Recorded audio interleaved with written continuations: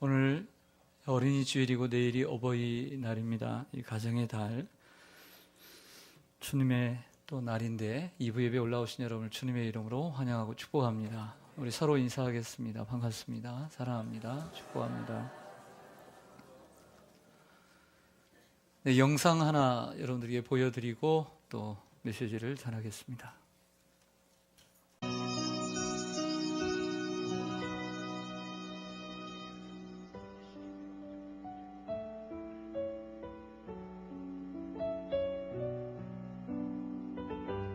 시장통 작은 분식점에서 찐빵과 만두를 만들어 파는 어머니가 있었습니다.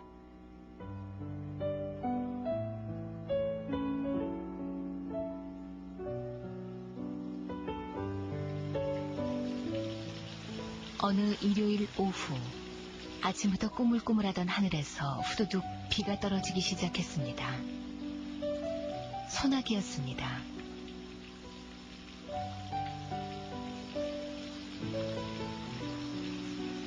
그런데 1시간이 지나도 2시간이 지나도 그치기는커녕 빗발이 점점 더 굵어지자 어머니는 서둘러 가게를 정리한 뒤 큰 길로 나와 우산 2개를 샀습니다.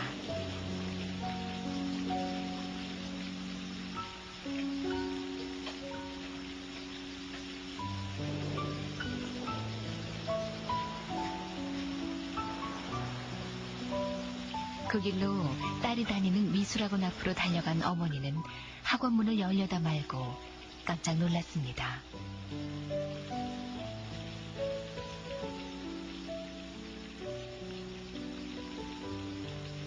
작업복에 낡은 슬리퍼, 앞치마엔 밀가루 반죽이 덕지덕지 묻어 있었기 때문입니다. 안 그래도 감수성 예민한 여고생 딸이 상처를 입을까 두려운 어머니는 건물 아래층에서 학원이 파하기를 기다리기로 했습니다. 한참을 서성대던 어머니가 문득 3층 학원 창가를 올려다봤을 때 아래쪽 어머니를 내려다보고 있던 딸과 눈이 마주쳤습니다.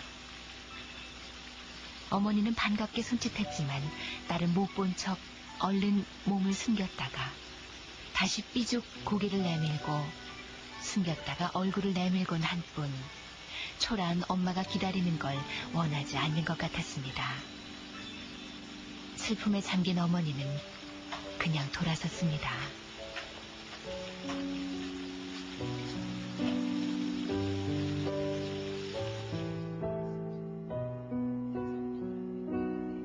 그로부터 한 달 뒤 어머니는 딸의 미술학원에서 학생들의 작품을 전시한다는 초대장을 받았습니다. 딸이 부끄러워할 것만 같아 한나절을 망설이던 어머니는 다저녁에야 이웃에게 잠시 가게를 맡긴 뒤 부랴부랴 딸의 미술학원으로 갔습니다. 아휴, 끝나버렸으면 어쩌지? 다행히 전시장 문은 열려 있었습니다. 벽에 가득 걸린 그림들을 하나하나 훑어보던 어머니는 한 그림 앞에서 그만 가슴이 덜컹 내려앉았습니다.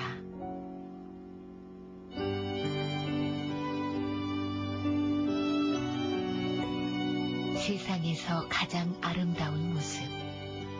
비, 우산, 밀가루 반죽이 허옇게 묻은 앞치마.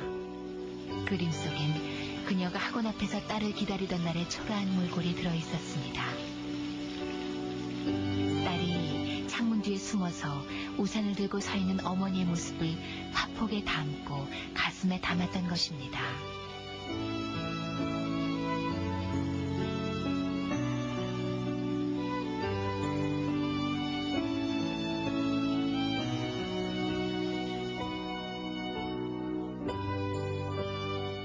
모녀는 그 그림을 오래오래 바라봤습니다.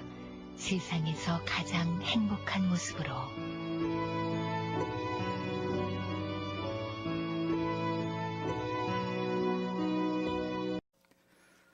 세상에서 가장 아름다운 모습은 사랑하는 자녀를 위해 헌신하고 희생하는 부모님의 모습입니다.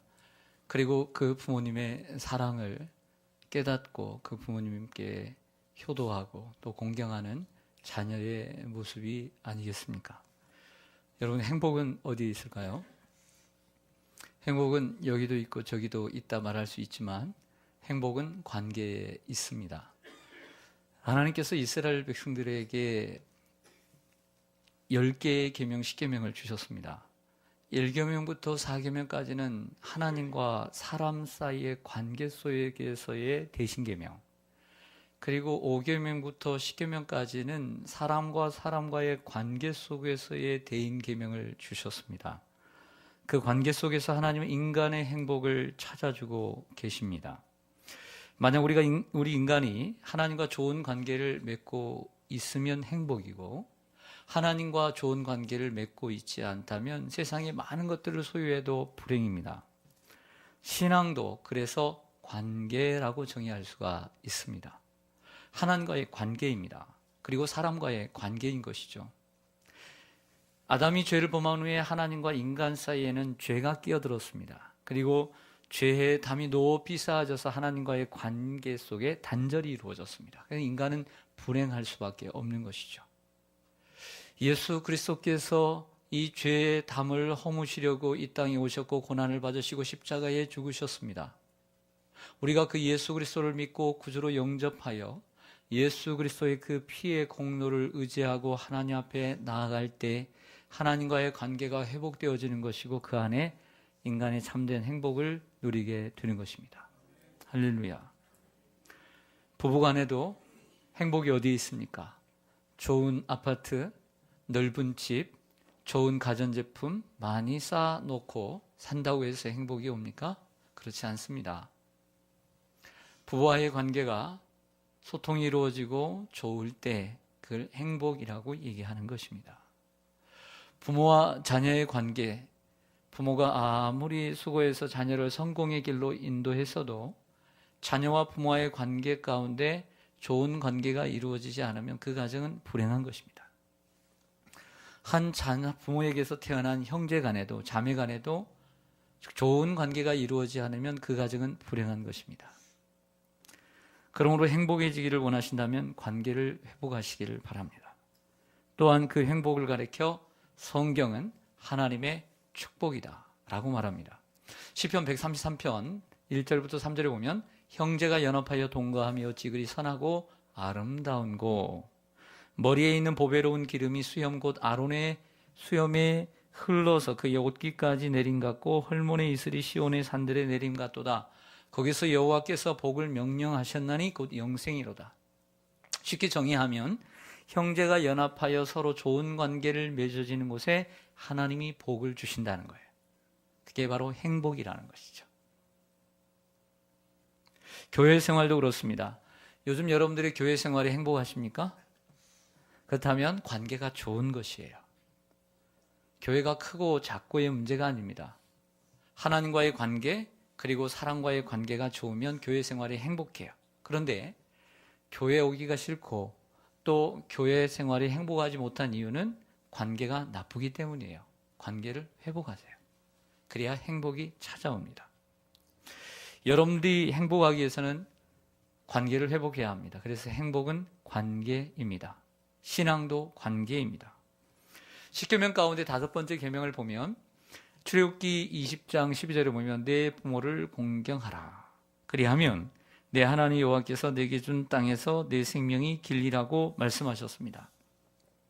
자, 이 계명은 사람과의 관계의 대인 계명 가운데 첫 번째 계명이고 그리고 이 땅에서 잘되고 장수하리라고 하는 약속이 있는 계명입니다. 그래서 에베소서 6장 1절에서 사도 바울이 이렇게 말합니다. 주 안에서 내 부모에게 순종하라. 이것이 옳으니라.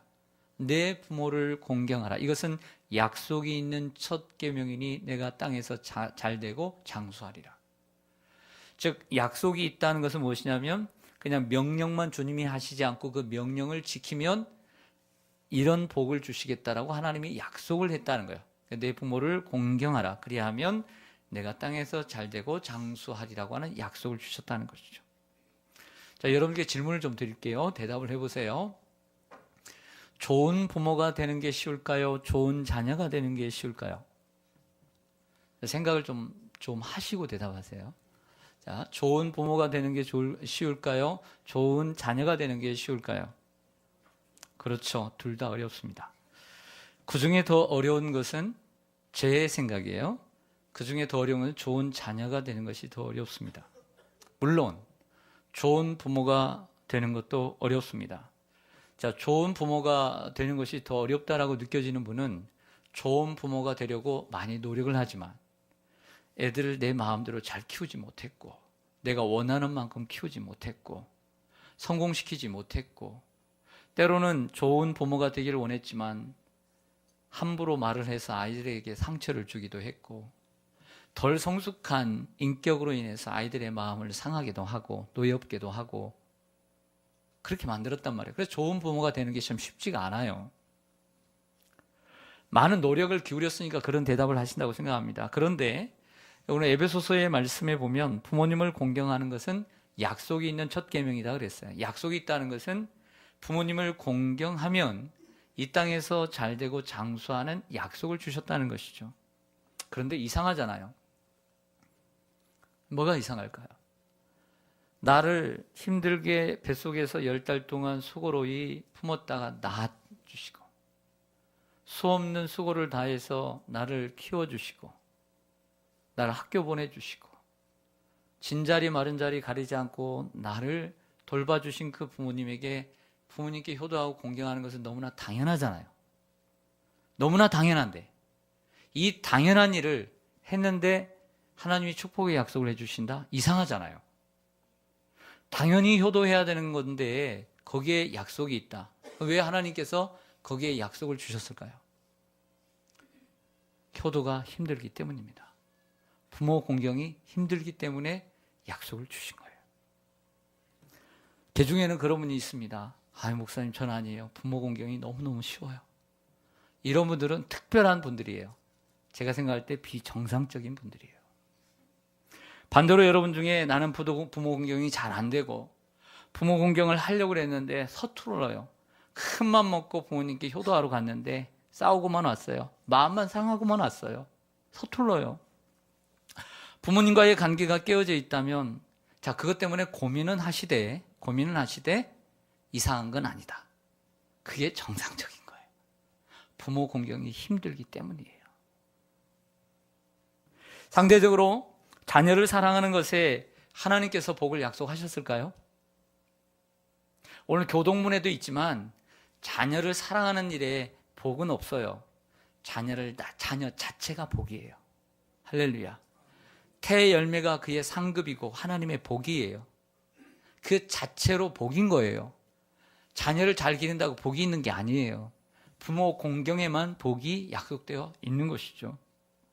왜 그렇습니까? 저절로 되는데 무슨 복을 줘요. 저절로 그냥 배고프면 그냥 밥에게 숟가락이 가는 것처럼 자녀 사랑은 그냥 가는데 왜 복을 주시겠어요? 하나님께서 복을 주실 필요가 없죠. 잘 안 되니까, 어려우니까, 힘드니까 부모 공경은, 그래서 그렇게 부모 공경을 잘하는 사람에게는 하나님이 축복의 약속을 주신 줄로 믿습니다. 사실 좋은 부모가 되기 위해서는 많은 수고를 기울입니다. 헌신도 하고 희생도 합니다. 땀도 흘리고 눈물도 흘립니다. 그런데 그에 반해서 좋은 자녀가 되기 위해서는 얼마나 수고를 기울입니까? 우리가 우리의 자녀에게 기울이는 수고와 헌신에 비해서 나를 낳아주시고 길러주신 그 부모님께 우리는 얼마나 수고하고 헌신합니까? 비교가 안 되잖아요. 제가 지난주에 이런 일이 있었어요. 집사람은 어디 약속이 있어서 하루 어디 나가고, 그래서 제가 이제 퇴근을 하고 이제 외출을 하고 있었는데 밤 8시 정도 이제 막내에게 전화가 왔어요. 목소리를 딱 들어보니까 많이 아픈 것 같아요. 그리고 나 아프니까 알아줘, 이런 목소리 있죠. 그래서 어디 아프냐 그랬더니 지금 열이 나고 그리고 몸살 기운이 있다는 거예요. 그래서 자세히 또 물어봤어요. 어떻게 아프냐, 자세히 또 물어봤어요. 또 말하지도 않은 저녁은 먹었냐? 또 안 먹었대요. 그래서 제가 그 일도 잘 맞추지 못하고 이 약국 닫을 시간이니까 약국으로 향했어요. 약국으로 향해서 가까이 있는 약국에 가서 또 저를 닮아가지고 알약을 못 먹어요. 저는 지금은 먹습니다. 그런데 그래서 또 물약으로 된 것, 또 하나만 사면 되는데 또 제일 좋은 걸로 또 2개씩이나 또 사가지고 또 식당에 가서 그 갈비탕을 또 2인분씩이나 1인분도 되는데 2인분씩이나 1인분 따로 싸가지고 집에 가가지고 큰 솥을 꺼내가지고 거기다가 쭉 2인분을 다 넣고 또 끓였어요. 막 끓여가지고 반찬 준비하고 물 준비하고 수저 준비하고 다 놨는데 불싸 밥이 없어요. 식당에서는 그 밥은 안 준대요. 갈비탕만 주지.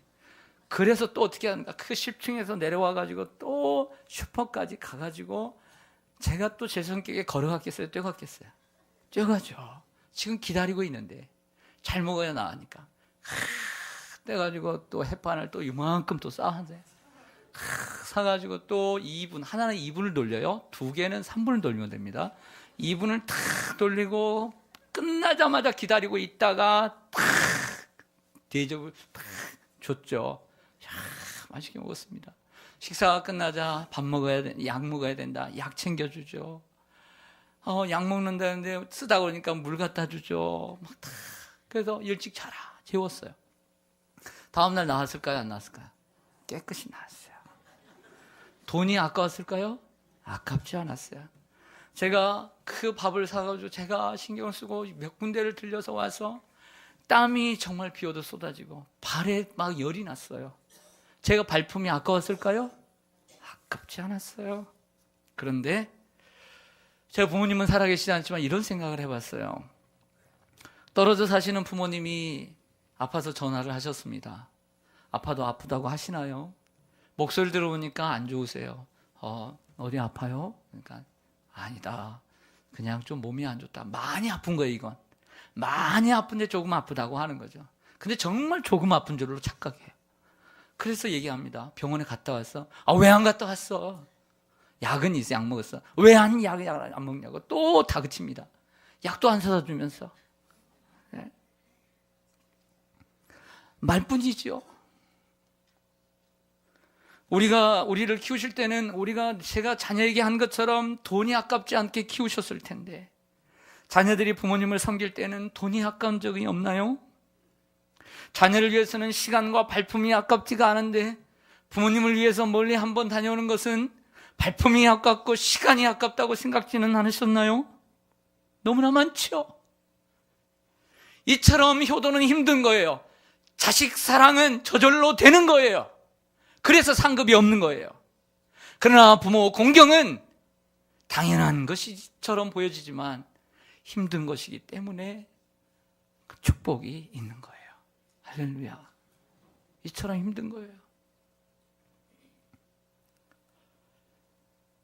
어떻게 하는 것이 부모를 공경하는 것일까요? 무거운 마음으로 말씀을 전합니다. 첫째, 순종하고 청종해야 합니다. 따라서 하겠습니다. 순종하고 청종해야 한다. 네, 오늘 이 잠언 23장 22절을 같이 한번 읽어보겠습니다. 22절 시작. 너를 낳은 아비에게 청종하고 내 늙은 어미를 경히 여기지 말지니라. 아멘. 너를 낳은 아비에게 청종하. 청종이 뭐죠? 듣고 있는 거예요. 요즘 우리 애들에게 좀 이렇게 얘기하다 보면 한 10초 이상 얘기하면 설교하지 말라고 그러죠. 딴짓합니다. 듣질 않아요. 예, 뻔하다고. 그러니까 순종이 예수 효도는 뭐냐면 들어주는 거예요. 들어주는 거. 뭐라고 말씀하신지를 들어주는 거고.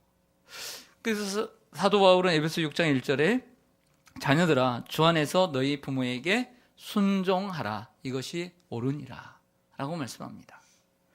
여러분, 제가 잘 아는 전래동화 하나 해드릴게요. 제목 청개구리입니다. 청개구리입니다. 옛날에 청개구리와 청개구리 어머니가 살았습니다. 아빠는 없었는 것 같아요. 그런데 고생을 다하면서 청개구리를 키우는데 이 청개구리가 말을 안 듣는데 항상 반대로 행해요. 이리 가라 하면 저리 가고, 하라 하면 안 하고, 하지 말라 하면 하고. 그래서 이제는 고생 끝에 자녀를 키우는데 이제는 병이 들어서 죽게 되었습니다. 고민을 했어요.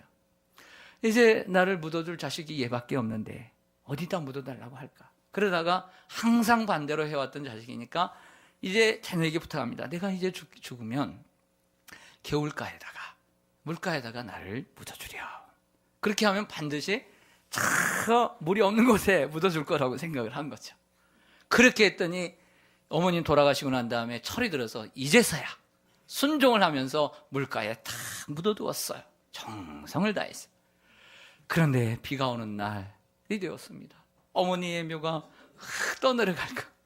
그래서 그때부터 개구리들이 비가 오면 운답니다. 그 얘기죠. 효도란 돌아가시고 하는 게 아닙니다. 효도란 단 하루라도 살아계실 때 하는 것입니다.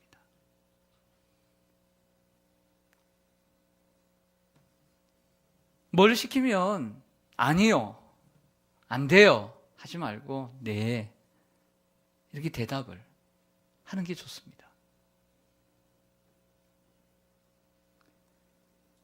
누가복음 2장 51절에 예수께서 함께 내려가서 나사렛에 이르러 순종하여 받드시더라. 12살 되던 예수 그리스도께서 육신의 부모님인 요셉과 마리아에게 나사렛에 내려가서 순종하여 받으셨다라고 말하고 있습니다. 살아계실 때 이해하고 그리고 청종하는 것, 이것이 효라고 성경은 말씀합니다.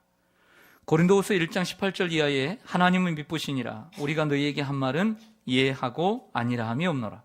우리 곧 나와 실로아노와 디모데로 말미암아 너희 가운데 전파된 하나님의 아들 예수 그리스도는 예하고 아니라 함이 되지 아니하셨으니 그에게는 예만 되었느니라. 여러분들의 자녀들이 효자인지 아닌지를 판가름할 수 있는 건 여러분들이 할 말 때 예, 알겠습니다. 이렇게 효자인 거예요. 할렐루야. 어떠신 것 같아요? 서로 인사해 보겠습니다. 효자를 주셨습니까? 한번 인사해 보세요. 효자를 주셨습니까? 네. 효가 무엇이냐? 성경은 말합니다. 청종하고 그리고 늙었다고 어미를 경히 여기지 말라. 저처럼 젊고 힘 있을 부모는 애들이 꼼짝을 못하죠. 힘도 있고 돈도 있고 엄마 아빠 없으면 지금 못 사니까 학교도 못 가고 옷도 못 사 입고 편안한 생활 못 하니까 잘 보여야죠.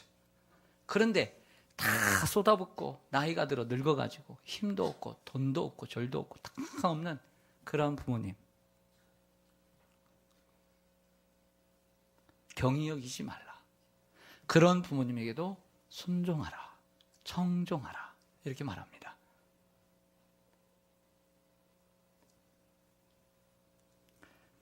저번에 한번 그런 얘기를 했어요. 우리 이제 연세 드신 분들이 같이 모였는데 그 사위 얘기를 쭉 하다가 사위들이 처음에 결혼할 때는 그 장인 장모님한테 그렇게 잘한대요. 잘하다가 이제는 정작 자기 이제 장인 장모님도 나이가 들고 늙고 힘도 없고 돈도 없는데 요즘은 바쁜지 찾아오지도 않고 밥도 사주지도 않고 처음에는 내 새끼 내 딸 데려가려고 잘해주더니 지금은 내가 나이 그래서 생각해 내가 젊었을 때 잘 대접받는 것보다 내가 지금 나이가 들어서 힘이 없을 때 한 번 더 찾아와주고 한 번 더 식사를 대접해주고 그게 좋다는 거예요. 왜? 젊었을 때는 스스로 부모님도 할 수 있으니까. 그런데 나이가 들었을 때 힘없을 때 돌아봐주는 자식이 고맙다는 아쉬움이 있다는 것이에요. 자, 어떻게 하는 것이 부모를 공경하는 또 효도하는 것일까요? 저는 이렇게 생각을 했습니다. 당연시 여기지 말고 고마움을 표현하라. 따라하겠습니다. 당연시 여기지 말고 고마움을 표현하라.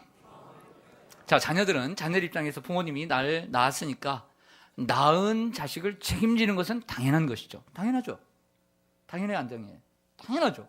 먹이고 입히고 대학 보내고 다 당연하죠. 자, 하루에 세 끼. 요즘은 참 편해요. 누가 세 끼를 다 차려줍니까? 자, 하루에 한 끼라도 자, 가정의 마누님이 식사를 차려주면 그게 당연한 거죠. 내가 돈 벌어다 줬는데 아침, 점심, 저녁 옷 데려다 주고 청소하고 밥 해주는 거 당연해 안 당연해? 아, 이쪽 쳐다보면 안 되겠다. 당연해요 안 당연해요? 당연하죠. 그 장로님 고맙습니다. 당연하죠. 당연해요. 그런 당연하지만 당연한다고 해서 거기에서 고마움이 없으면 될까요? 우리는 1시간을 식사를 준비를 하면 5분에 뚝딱이잖아요. 그 수고 알잖아요. 그러면 엄마 고마워, 여보 고마워 이렇게 말할 수 있잖아요. 고마움 한마디 표현하는 것이 다음에 식사를 준비하는 아내에게 힘이 되는 것이죠. 오늘 구역 식구들이 일부 예배 많이 나왔습니다. 일부 예배 나와서 식사를 수백 명의 성도들의 식사를 오늘 준비하고 대접합니다. 자, 우리 교회는 이 구역이 2번 로테이션 돌아서 1년에 2번 섬깁니다. 자기 당번이죠. 자, 오늘 그 몇 구역인지 오늘 당연하죠? 당연하죠? 당연해요 안 당연해요? 당연하죠? 그런데 해본 입장에서 보니까 당연하지만 식사를 하는 사람이 오늘 구역 식구네 당연하네 잘해 그렇게 하면 좋을까요? 아니죠. 그 속을 알죠. 자, 선생님들이 국가에서 주는 돈 받고 월급 받고 아이들 가르칩니다. 당연하죠? 돈 받았으니까. 그렇게 생각하면 될까요? 목사가 여기서 설교하는데 당연히 교회에서 사립해주고 우리 헌금 내가지고 사려주니까 새벽 예배 설교하고 수요 예배 설교하고 금요기도에 설교하고 주일 오전 예배 설교하고 오후 예배 설교하고 신방하고 당연하죠? 그 당연한 것을 당연하다고 생각하면 세상은 메마르고 삭막하죠. 부모님이 나를 이렇게 먹이고 입히고 그리고 투자해서 헌신해서 희생해서 하는 건 당연하죠. 그러나 그 당연한 것을 당연하게 생각하면 효가 없어요. 무슨 효가 있겠어요? 자, 역지사지해 보겠습니다. 그렇게 사랑받은 여러분들이 여러분 자녀들을 가르치죠? 그만큼 수고했죠? 헌신하셨죠? 그래서 여러분들의 자녀들이 뭐 당연하네 뭐 이렇게 생각하면 기분 좋으시겠어요? 안 좋죠? 똑같은 거죠. 세상 일을 모든 것을 당연하다고 생각하면 안 된다는 거예요. 당연하게 생각지 말고 고마움을 표현하는 거죠. 말로써 고마움을 표현하는 거예요. 조그마한 선물로서 카네이션 하나라도 선물을 그리고 편지로 그 마음을 표현하는 것. 이것이 효도죠. 당연하다고 생각하면 안 되는 거예요. 준비된 영상 하나 더 보시겠습니다.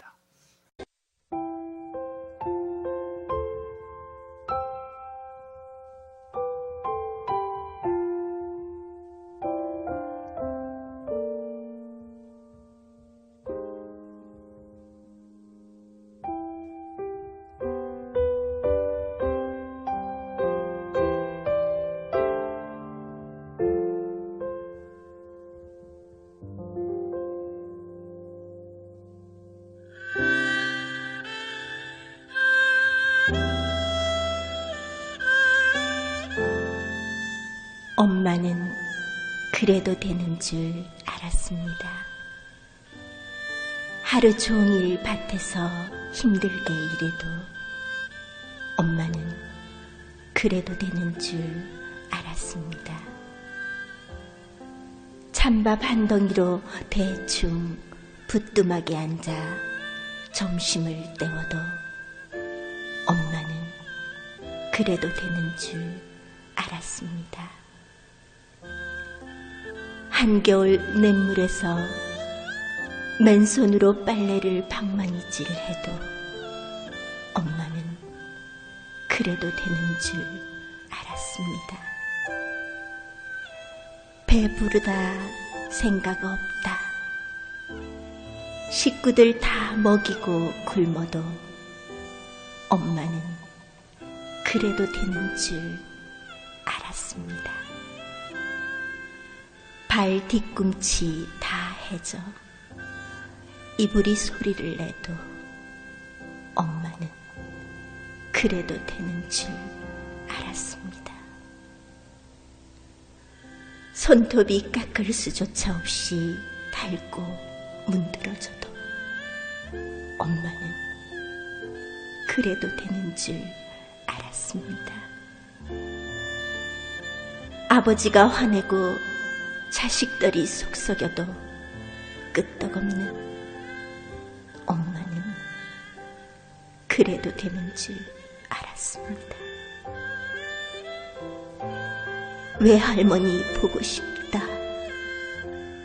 외할머니 보고 싶다. 그것이 그냥 넋두리인 줄만 알았는데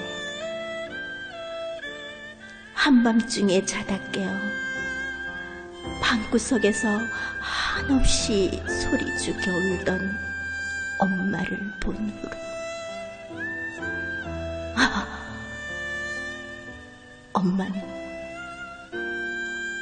엄마는 그러면 안 되는 것이었습니다.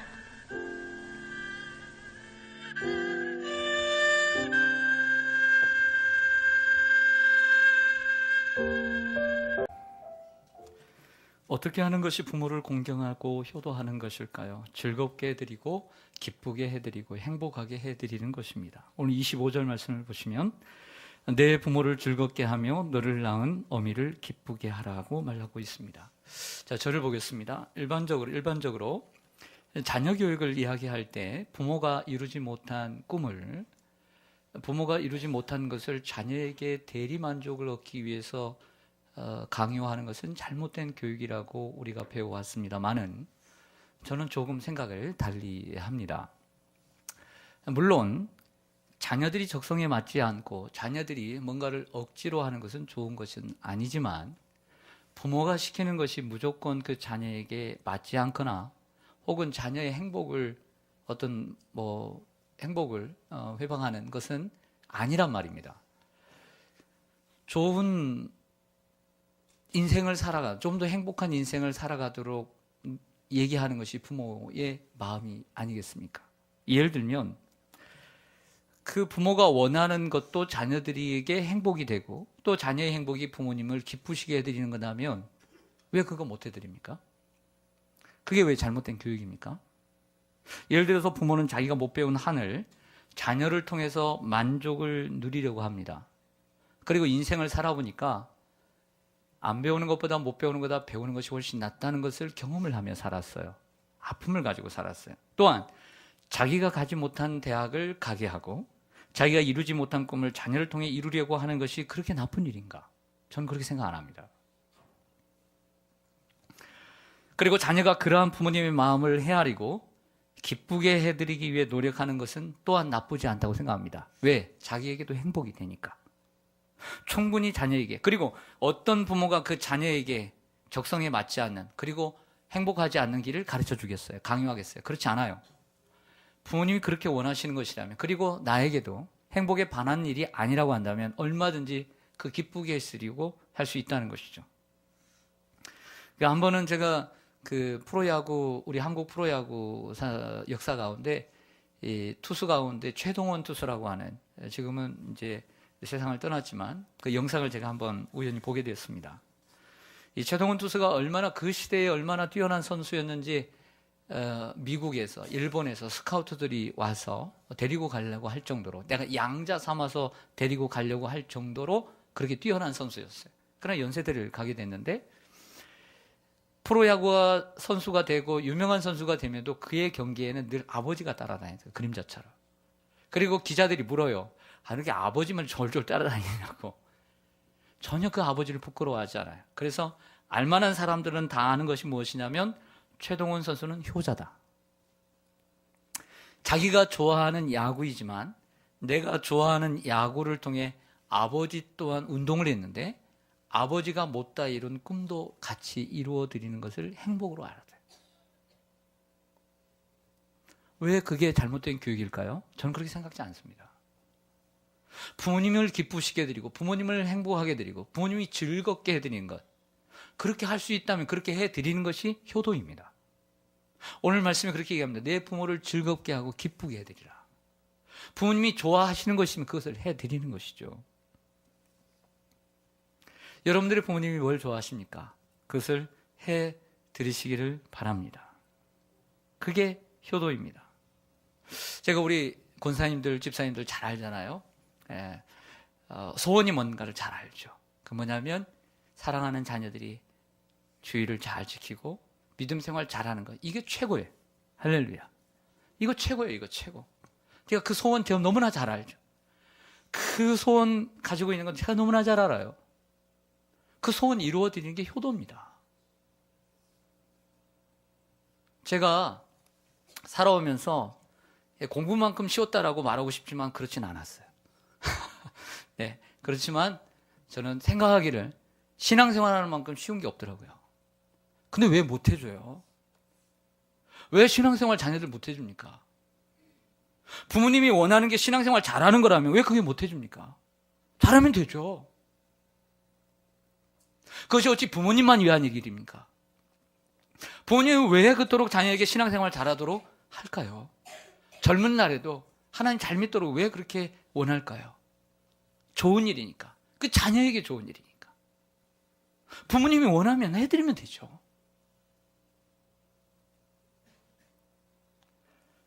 이것이 가장 큰 효라고 저는 생각합니다. 어떻게 하는 것이 부모를 공경하는 것일까요? 26절 보겠습니다. 마지막으로 26절 보시면 내 아들아 내 마음을 내게 주며, 따라가겠습니다. 내 마음을 내게 주며, 그렇게 말하고 있습니다. 마음을 주는 것이 소통이죠. 어렵겠지만 마음을 주고받는 관계가 되시기를 바랍니다. 여러분, 자녀가 부모에게 마음을 많이 줄까요? 부모가 자녀에게 마음을 많이 줄까요? 그렇죠. 자녀는 마음을 안 줘요. 근데 부모는 그놈의 자존심도 없어. 그놈의 자존심도 그냥 버렸어요. 그리고 마음을 다 보여줘요. 근데 자녀는 마음을 안 줘요. 어릴 때는 좀 주듯이 보이는데 이놈의 머리가 커지면서 안 줘요. 그러나 오늘 말합니다. 아들아, 내 마음을 나에게 주라. 이렇게 말합니다. 어렵겠지만 마음을 주고받는 관계가 되시기를 바랍니다. 며느리들이 싫어하는 음식이 시금치랍니다. 시도 안 읽고요. 성경에 시편도 안 읽는데요. 시자가 들어가면 무조건 덮어놓고 안 좋아한답니다. 그래도 우리 시부모님들께 마음을 좀 열어서 주시기를 바랍니다. 그리고 시부모님도 딸이 있다면 생각해 보세요. 내 딸이 시집가서 어떤 대우를 받고 어떤 대접을 받고 시집살이를 하면 좋을까를 생각해 보면 내 집에 들어온 딸을 어떻게 대해야 되는지 답이 나올 거라고 생각을 합니다. 남편이 장인 장모님을 잘 챙겨드리면 아내가 당연히 시부모님을 잘 섬겨드리겠죠. 아내가 시부모님께 잘하면 또 남편도 잘해주겠죠. 그러나 그보다 선행되어야 할 것이 있다고 저는 생각을 해요. 그것보다. 그건 뭐냐면 아내가 남편을 잘 섬기고 자녀를 잘 양육하고 현모양처가 되면 남편은 그 아내를 낳아주시고 길러주신 부모님께 잘하고 그리고 그 부모님의 형제들에게, 그 가족들에게 잘할 수밖에 없는 거예요.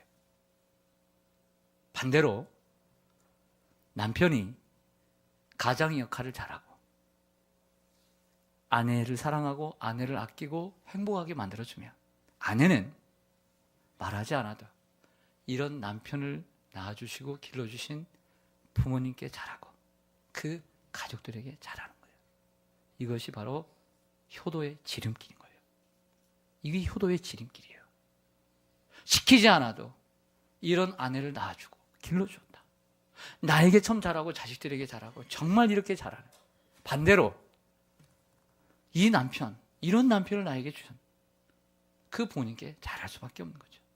그래서 효도가 자연스럽게 이루어질 수 있도록 내가 노력하는 것이 필요한 것이죠. 일방적인 것은 소통이 아닙니다. 서로 오갈 때 소통이 이루어질 것이라고 믿습니다. 기도하겠습니다.